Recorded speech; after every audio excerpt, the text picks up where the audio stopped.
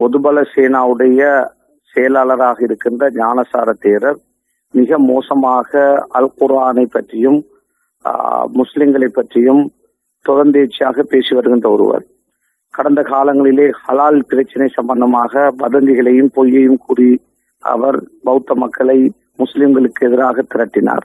அதே போல அதற்கு பிறகாக முஸ்லிம் பெண்களுடைய ஆடைகளை கொலையாக கூறி வதந்திகளை பரப்பிக் கொண்டிருந்தார். அதே போல அதன் பிறகு பல வகையான முஸ்லிம்களுடைய உள்ளங்களை உடைக்கின்ற மாதிரியான பிரச்சாரங்களை முன்னெடுத்து வந்தார்.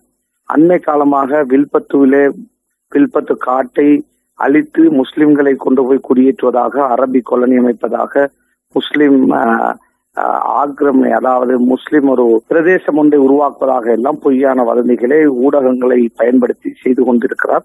ஏற்கனவே நான் அவருக்கு எதிராக 2 வார காலம் அவகாசம் கொடுத்து இந்த பொய்யை எல்லாம் வெளியே சொல்லுமாறும் அதே போல மன்னிப்பு கேட்குமாறு நான் அவருக்கு கடிதம் அனுப்பினேன்.